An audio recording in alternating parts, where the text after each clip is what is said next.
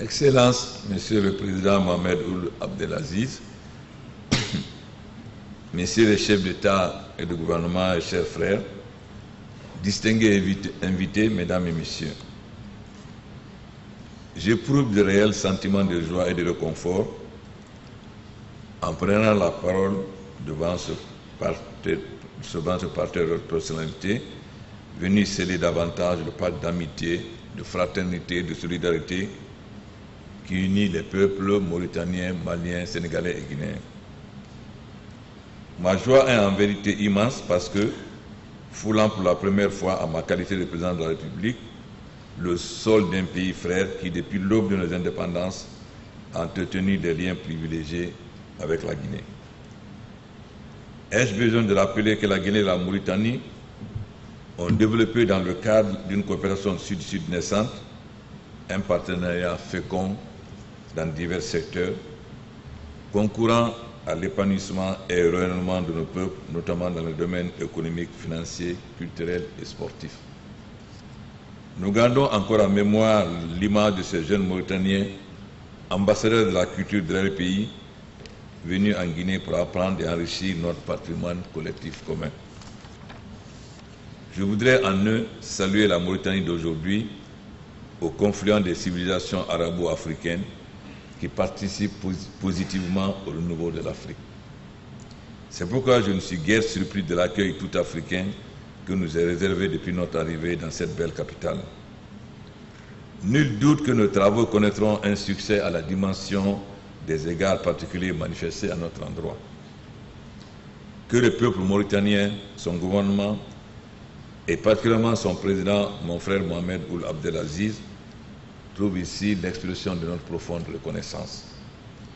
Comme je le disais tantôt, je suis heureux de participer pour la première fois à un sommet de l'Organisation de la mise en valeur du projet du Sénégal, une organisation héritière de l'ORS, Organisation des États riverains du fleuve Sénégal, qui vit le jour en Guinée. Je dois dire tout le regret que nous avons ressenti face à l'absence pendant plusieurs années de la Guinée au sein de cette organisation, absence due aux vicissitudes de l'histoire. En effet, comment pourrait-on imaginer l'OMVS sans la Guinée, source du fleuve Sénégal et de tant d'autres qui font de mon pays le château d'eau de l'Afrique de l'Ouest?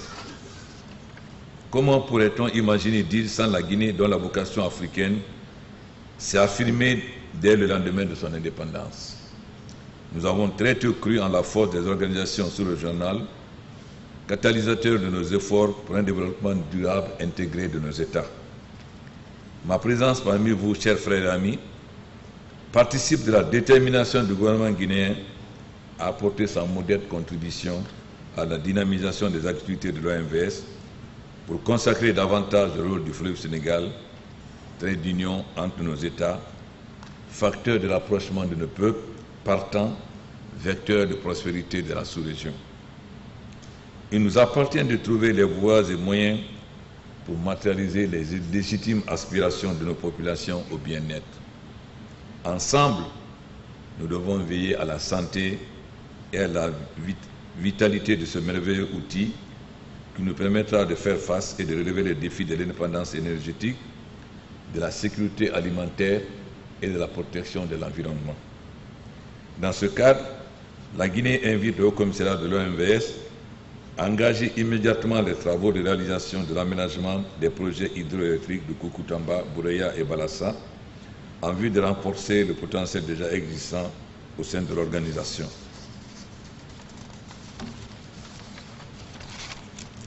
Au moment où les ressources en eau se raréfient et qu'aucun de nos pays n'est désormais à l'abri de la désertification, il est impérieux de mettre en œuvre une politique de régulation de nos fleuves et de leurs affluents pour protéger l'écosystème, garantir et accroître la productivité. Certes, des progrès ont été réalisés, mais notre unité d'action sera le socle de la réussite de notre combat pour un avenir radieux de nos populations. Il va sans dire que l'apport de la communauté internationale constituera un atout complémentaire pour la mise en œuvre des projets déjà programmés et déjà identifiés.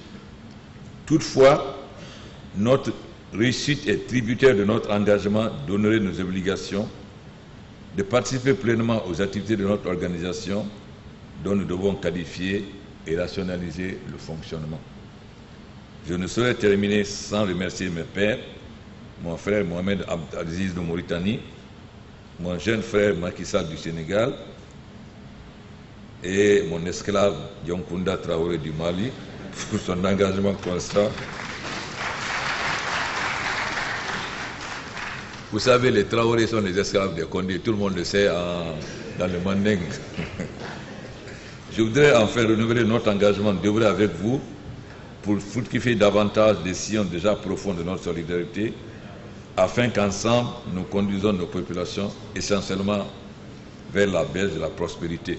J'ai dit que c'est la première fois que je vais en Mauritanie en tant que président de la République, mais tout le monde sait que j'ai été très fréquent en Mauritanie et que la Mauritanie comme le Sénégal sont un peu une deuxième patrie pour moi. Je vous remercie.